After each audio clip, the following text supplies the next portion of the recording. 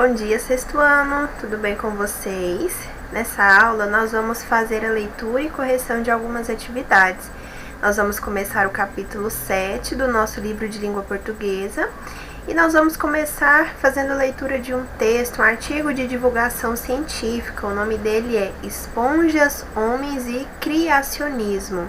Tá bom? Nós já vimos aí o que é um artigo de divulgação científica, né? Nós tivemos uma aula enviada hoje aí a respeito desse gênero textual que tem, aí o nome é bem sugestivo, né? Ele já diz bastante para nós do que se trata. É um gênero que tem como objetivo divulgar a ciência, né? Trazer informações aí relevantes que são de interesse social, tá bom?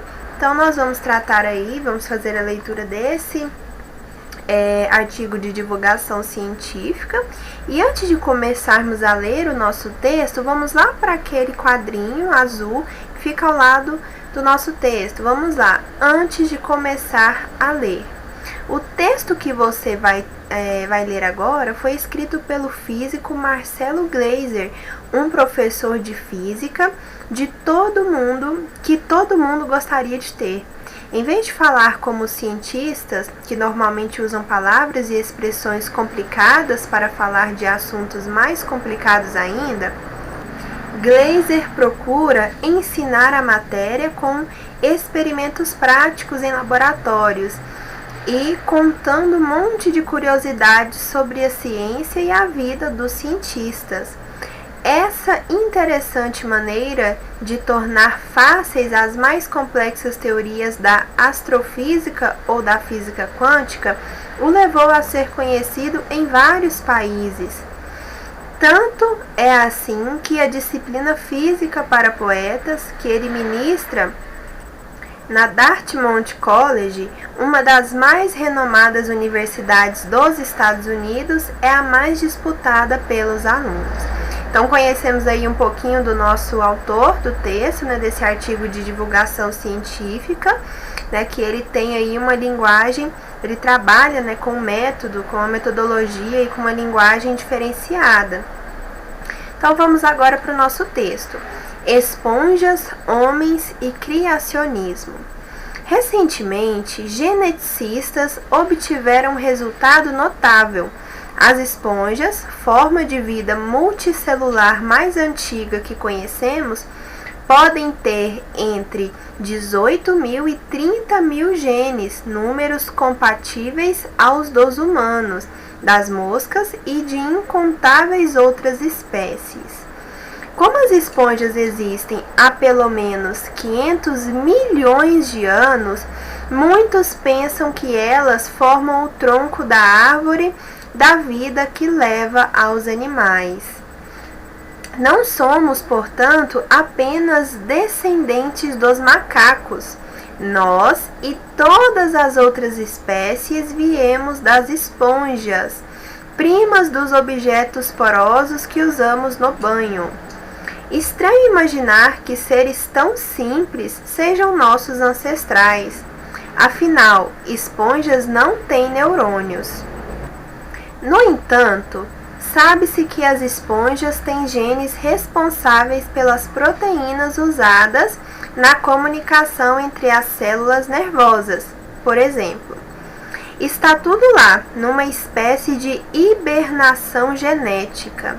A descoberta incita uma questão importante: de onde veio todo esse aparato genético das esponjas? Se adotarmos uma postura reducionista para a evolução da vida, é natural supor que as primeiras formas de vida eram simples, isto é, com um número reduzido de genes. O pulo em complexidade de alguns genes para milhares não é trivial. Criacionistas vão adorar. Como essa complexidade foi atingida sem a intervenção de um engenheiro?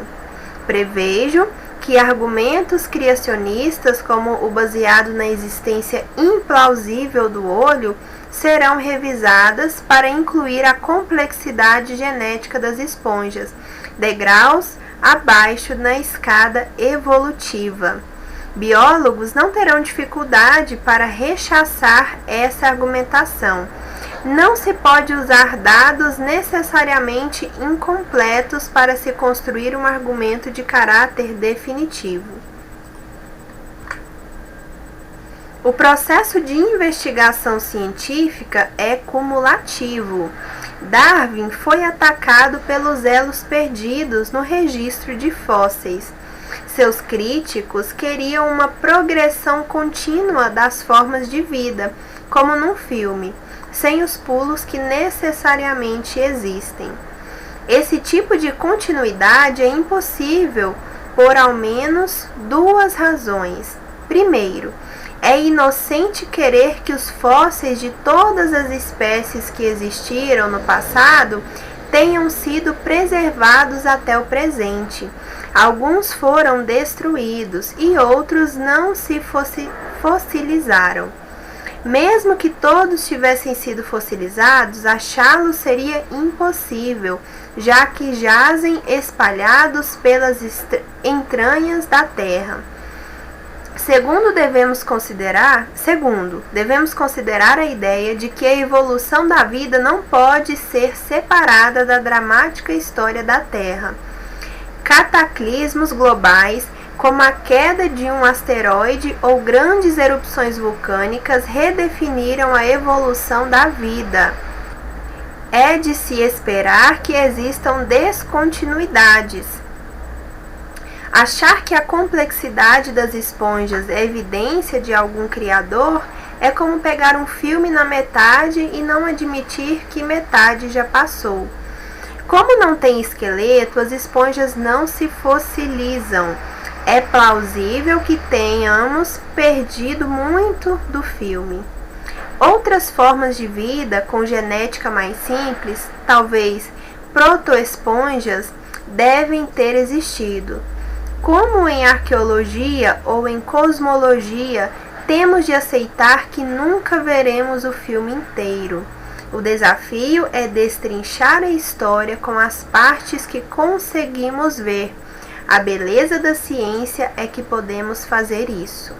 Então temos aqui um texto adaptado, de Marcelo Gleiser. É um texto que foi acessado em 2010, a data de acesso desse texto no próprio blog do Marcelo, tá? E pessoal, nós temos aqui um dicionário que vai trazer o significado dessas palavrinhas que estão em lilás em todo o texto, porque o livro aí, ele entende que você pode ter dúvida em relação a essas palavras, porque elas não são tão comuns assim, Por exemplo, trivial, reducionista. Então nós temos aí um quadrinho que vai trazer esses significados. Vamos dar uma observada nele? Notável. O que é notável? Digno de nota, admirável.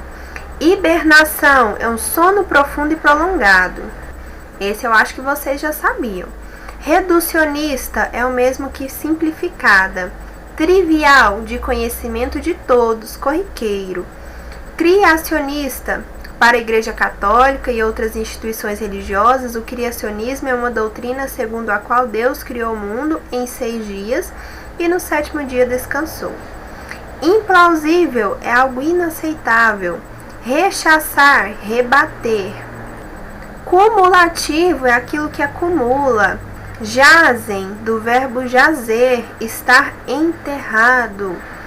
Cataclismos, transformações muito grandes na superfície da Terra, catástrofes. Destrinchar, analisar detalhadamente. Tá bom? Então temos aqui alguns significados e os desenhos aqui de algumas esponjas, Antes de passar aqui para a correção, vamos navegar um pouquinho aqui, vamos conhecer as esponjas, porque lá nós vimos apenas alguns desenhos, Pessoal, as esponjas são animais, sésseis e assimétricos, sem tecidos verdadeiros, sem órgãos e sistemas, tendo, portanto, suas funções básicas desempenhadas por células específicas. Então, as esponjas, elas possuem células, E olhem aqui que bonito. Nós temos aqui algumas esponjas, olha, Depois vocês podem navegar aí, né, com mais tempo para observar essas esponjas, tá bom? Agora vamos voltar para as nossas atividades.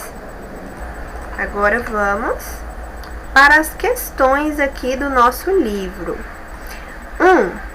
No texto, o autor afirma que os geneticistas obtiveram recentemente um resultado notável. O que eles descobriram exatamente? Observe, logo no início do texto, ele vai dizer que os cientistas, né, os geneticistas, na verdade, né, ele ainda usa esse termo, descobriram algo bem interessante, notável, né, que merece atenção ali, que foi o quê? Que as esponjas podem ter entre 18 mil e 30 mil genes. Vou mudar a cor aqui porque aquela não ficou boa. Números comparáveis aos dos humanos, das moscas e de incontáveis outras espécies. Então essa foi a descoberta notável aí, né, que os geneticistas fizeram. 2. Para qualificar o resultado das pesquisas dos geneticistas, o autor utilizou o adjetivo notável. No texto, poderíamos substituir esse adjetivo por implausíveis? Pessoal, vamos lá, nós vimos aqui no dicionário, tá vendo a importância de se ler o dicionário? Ajuda a responder as questões, ó. Nós vimos lá que ele utilizou notável e poderíamos trocar notável por implausível. Vamos ver os significados novamente? Notável é algo digno de nota, admirável, e implausível é inaceitável. São sinônimos? Querem dizer a mesma coisa? Não, né? Tem sentidos aí bem diferentes. Um é inaceitável, o outro é admirável. Então, não, essa substituição não faria sentido, pois tornaria inaceitável o resultado a que chegaram os cientistas, né? Deixaria de ser um resultado interessante para ser um resultado inaceitável. Então, não é possível fazer essa troca aí, tá? 3. Por que muitos cientistas acreditam que as esponjas formam o tronco das árvores que leva aos animais, né? Por que alguns cientistas acreditam que as esponjas sejam aí nossos antepassados, né, presentes aí na nossa origem? Porque elas são muito antigas, né? Tem pelo menos 500 milhões de anos.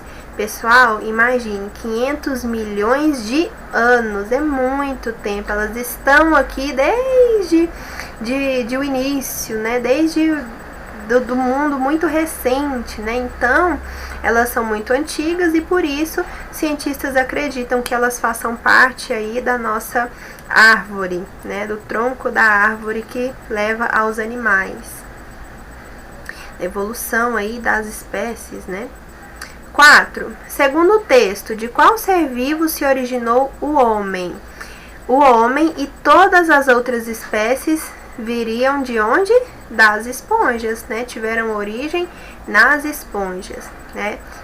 Essa questão 4 aqui complementa a 3.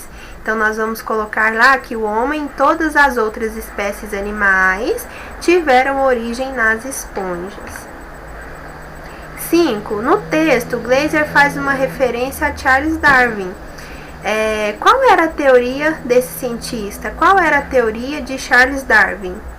Acabei de falar que é a evolução das espécies, tá bom? Essa é a teoria dele, a lei da evolução das espécies, segundo a qual todos os organismos se originam de outros, né, mais primitivos, outros organismos mais primitivos por meio de mutações genéticas. Então, há aí uma evolução, certo? 6.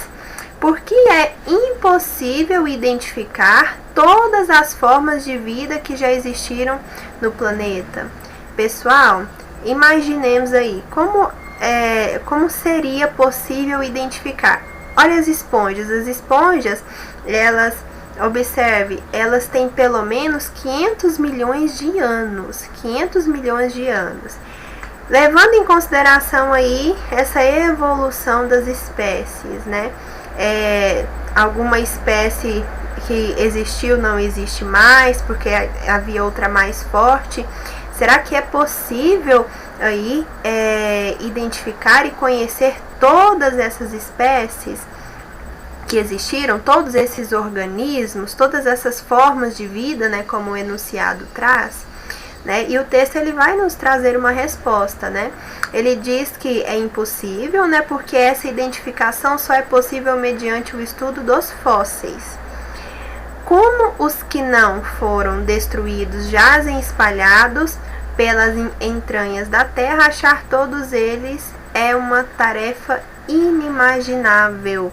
Eles estão nas entranhas da terra, né? Aí ficam inacessíveis. Tá bom?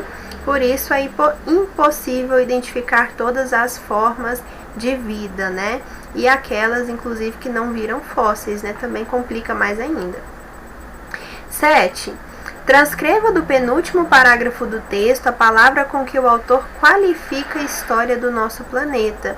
Ele diz que o nosso planeta tem uma história dramática, tá bom? Lá no penúltimo parágrafo do texto. Isso é o que? Adjetivo. 8. Ainda sobre esse parágrafo, transcreva a expressão que o autor utilizou para justificar o uso da palavra que você transcreveu na questão anterior. Por que a história do nosso planeta é dramática? Por conta disso, ó, cataclismos globais, tá bom? E nós vimos ali no dicionário que é cataclismo. Olhe, transformações muito grandes na superfície da Terra, catástrofes, né? Então, isso daí acaba tornando a história do nosso planeta, né, muito dramática. Por que as esponjas não podem se tornar fósseis? Porque elas não possuem esqueleto. Quando são identificados fósseis, né, por exemplo, os fósseis dos dinossauros, é a partir do que? Dos ossos, do esqueleto. Né? Como as esponjas não possuem ossos, não possuem o esqueleto, então elas não viram fósseis, tá bom? 10ª questão. Na nossa comunicação verbal, utilizamos algumas palavras para situar objetos, pessoas e até orações no espaço, no tempo e no contexto. São os pronomes demonstrativos, que estudaremos detalhadamente mais adiante. Então, nós vamos conhecer aí uma nova classe de palavras. E olha, aqui nós já temos uma dica, né? De uma das classificações dos pronomes, né? Pronomes demonstrativos, eles servem para quê? Para situar objetos, pessoas e até orações no espaço, no tempo e no contexto. Um exemplo de pronome demonstrativo é a última palavra do texto de Marcelo Gleiser, isso. Transcreva do texto o trecho em que esse pronome se refere. Então vamos lá. É um pronome demonstrativo, como nós vimos aí no enunciado. Então ele demonstra, ele faz referência a algo, né? E aí a questão é justamente para identificar o que é esse algo aí que o isso faz referência.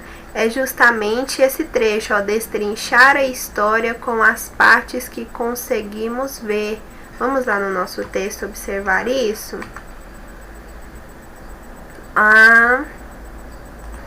O desafio é destrinchar a história com as partes que conseguimos ver. A beleza da ciência é que podemos fazer isso. Fazer o quê? Destrinchar a história com as partes que conseguimos ver. Está vendo que isso daqui é uma palavrinha, é um pronome, né? Porque não se encaixa nenhuma característica das outras palavras que nós vimos, né? E não nomeia algo, não dá ideia de quantidade, não dá característica. É um novo sentido aí, uma nova função que essa palavra tem. Isso tem a função de demonstrar, de fazer referência a outra coisa, que é então o pronome demonstrativo. Ali, isso refere-se aí a destrinchar a história com as partes que conseguimos ver, tá bom?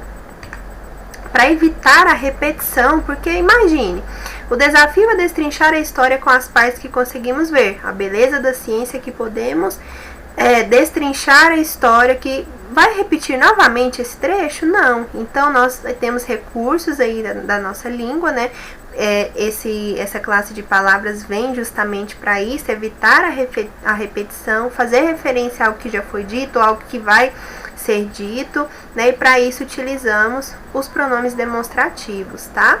Então, temos aí um spoiler da nossa próxima classe de palavras a ser estudada, tá bom? Vamos agora para a questão 11. No último parágrafo do texto, o que Glaser quis dizer com este trecho?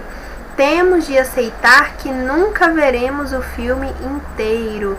Olha, isso tem referência, tem relação com uma questão que nós já respondemos, olha, com a questão 6 aqui, ó, que nós vimos que o texto vai nos dizer que é impossível identificar todas as formas de vida, né? Então, é justamente isso. Ele quis dizer que não é possível traçar toda a história de todas as formas de vida que já existiram, pessoal. É impossível, tá bom? Então, nós nunca vamos conseguir ver o filme completo, porque vai ficar algo ali sem termos conhecimento. Observe o quanto o autor ele utiliza uma linguagem de fácil compreensão para nós, né? Tanto que nós vimos lá no início do texto, antes de começarmos a ler o texto, que ele é conhecido justamente por isso, né? Agora vamos para outro texto aqui. O sono que mata a fome e economiza energia. A hibernação é um estado de entorpecimento completo ou parcial. Aqui estão sujeitas certas espécies animais no inverno. Quando hibernam, esses animais passam por uma espécie de sono letárgico, no qual se mantêm completamente imóveis, privando-se de alimentos e diminuindo a intensidade de sua respiração e circulação sanguínea. A explicação para isso é que durante o inverno os alimentos são escassos e a diminuição dos processos normais de metabolismo e crescimento economizam energia e evitam que os animais tenham de procurar por comida. Então nós já ouvimos falar dessa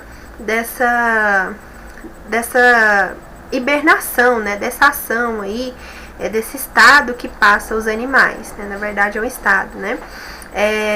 Aqui até diz, né, um estado de entorpecimento, né? Nós sabemos que os ursos hibernam, né? Eles dormem por muito tempo para economizar energia, porque vai estar muito frio para eles caçarem. 12. Considerando as informações apresentadas no texto, assinale a afirmativa errada. Observe, nós vamos marcar a errada. O autor definiu o que é hibernação? Sim, ele disse bem no início, né? Hibernação é isso aqui. Então, ele definiu. Aí, uma definição do que é hibernação. B. O texto deixa claro quais são as espécies de animais que hibernam. Ele diz ali quais as espécies de animais que hibernam. Em nenhum momento, olha, quando hibernam esses animais, né? Certas espécies de animais. Então, ele não deixa claro, não deixa específico aí quais são essas espécies de animais. Então, nós já encontramos a nossa letra errada e a letra B. Vamos observar as outras. C. A hibernação é uma espécie de sono letárgico? Sim, nós vimos isso bem aqui, ó. Sono letárgico, espécie de sono letárgico. O que é letárgico? Olha aqui o dicionário. Que está em estado de letargia, estado de profunda e prolongada inconsciência, semelhante ao sono profundo. D. A hibernação é necessária para que certos animais sobrevivam no inverno? Sim, porque assim eles não gastam energia, né? Porque vão ficar um longo período sem comer, né? Porque está frio, não tem comida, então é necessário para a sobrevivência? Sim. Letra E. Durante a hibernação ocorre uma diminuição da respiração e da intensidade da circulação sanguínea? Sim, está bem aqui, ó, no meio do texto, tá? Então, letra B. Questão 12, letra B.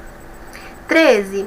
Quanto ao título dado ao texto, podemos dizer que, vamos observar o título, o sono que mata a fome e economiza a energia.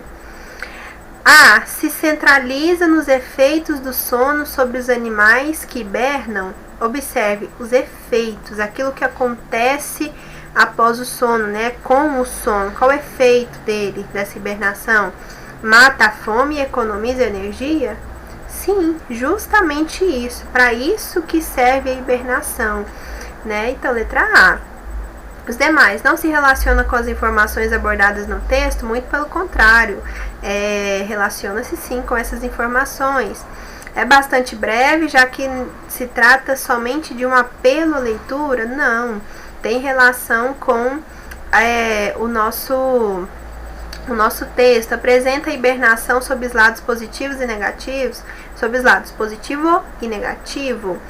Nós temos aqui apenas lados positivos, né? Está explicando aqui que ele é importantíssimo para a sobrevivência. É adequado, já que o sono de fato mata a fome.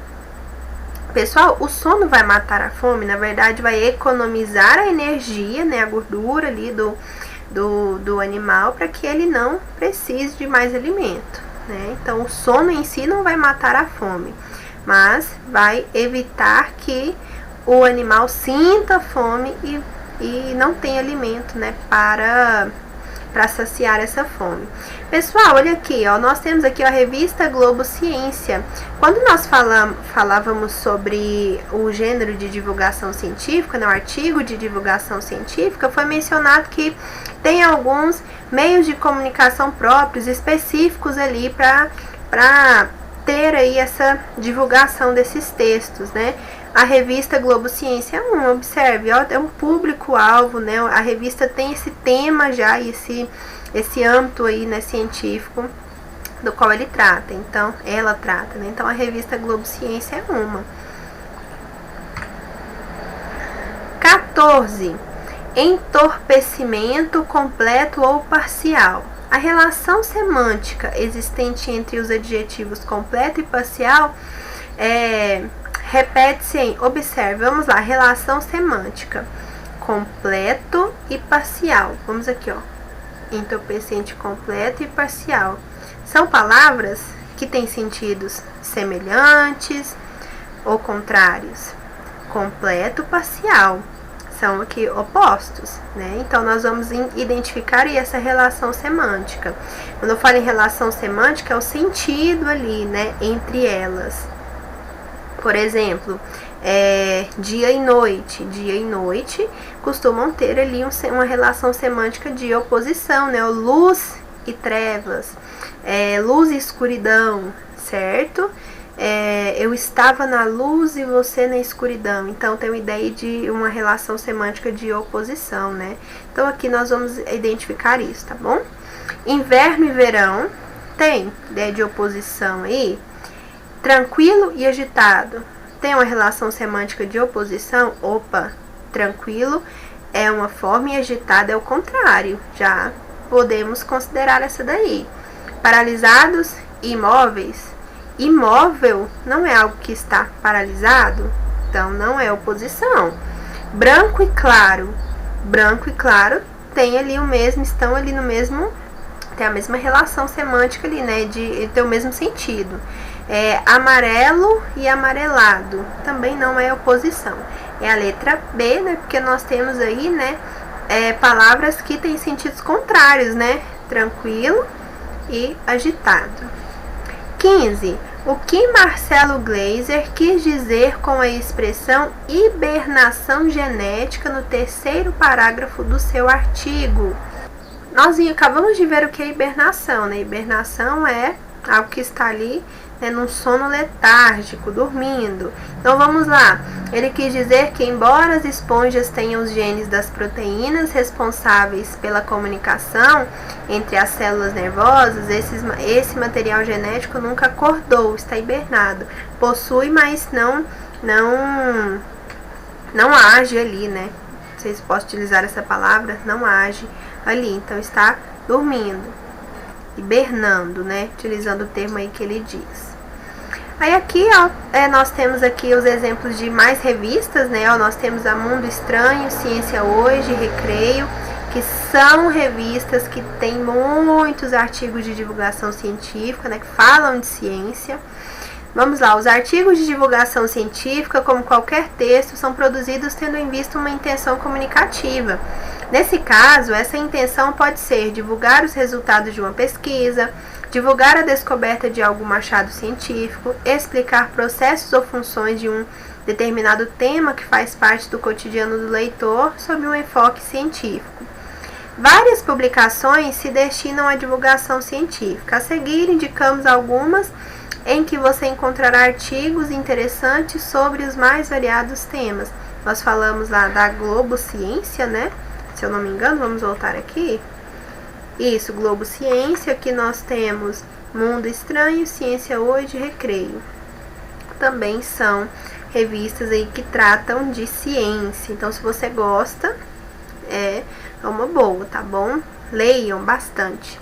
Pessoal, é isso. Terminamos aqui a correção das nossas atividades, tá bom?